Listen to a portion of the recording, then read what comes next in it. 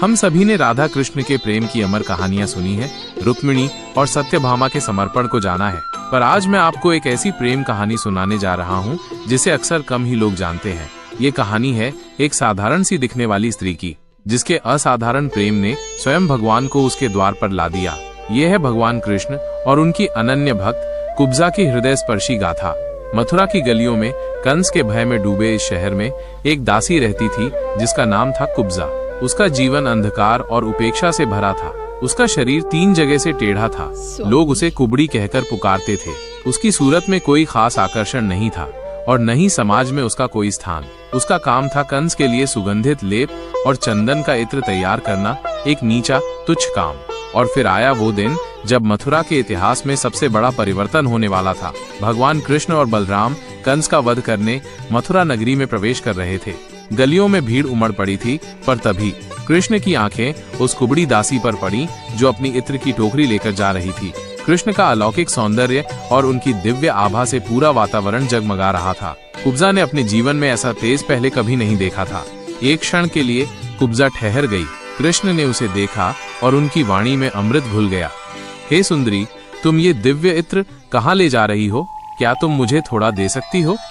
सुंदरी, ये शब्द कुब्जा ने अपने पूरे जीवन में नहीं सुना था। कृष्ण की आंखों में कोई उपहास नहीं था, केवल असीम करुणा और प्रेम था।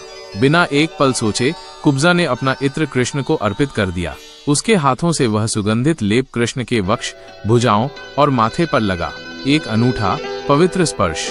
कुब्जा के प्रेमपूर्ण स्पर्श और उसके निस्वार्थ भाव से प्रसन्न होकर कृष्ण ने वो चमत्कार कर दिखाया जिसकी कुब्जा ने कभी कल्पना भी नहीं की थी। उन्होंने अपने पैर के अंगूठे से कुब्जा के पैरों को धीरे से दबाया और अपने कोमल हाथों से उसकी ठुड्डी को ऊपर उठाया।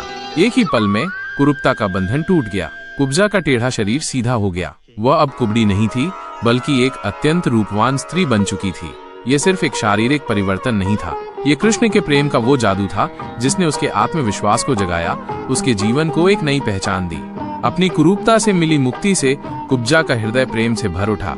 वो पूरी तरह कृष्ण के प्रेम में डूब चुकी थी। उसने कांपते हाथों और भावुक हृदय से कृष्ण को अपने घर आने का निमंत्रण दिया।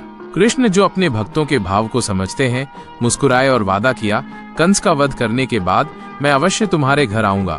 और उन्होंने अपना वादा निभाया। कंस का वध करने के बाद कृष्ण और बलराम कुब्जा के घर गए। कुब्जा के लिए यह सबसे बड़ा सौभाग्य था।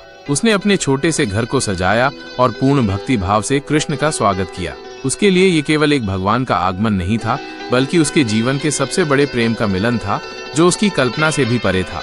कुब्जा की ये कहानी हमें सिखाती है कि भगवान का प्रेम रूप, रंग, सामाजिक स्थिति या शारीरिक बनावट का मोहताज नहीं होता। वे केवल सच्चे हृदय और निस्वार्थ प्रेम को देखते हैं। कुब्जा का प्रेम इतना पवित्र और अटूट था कि स्वयं भगवान कृष्ण उसकी ओर खिंचे चले आए, उसे मुक्ति दी और उसके प्रेम को स्वीकार किया। यह हमें याद दिलाता है कि सबसे बड़ी सुंदरता बाहरी नहीं, बल्कि हमारे हृदय की पवित्रता में होती है। भगवान हमेशा उस प्रेम को खोजते हैं जो निस्वार्थ और सच्चा हो, चाहे वो किसी भी रूप में क्यों न मिले। जय श्री कृष्ण। जय कुब्जा देवी।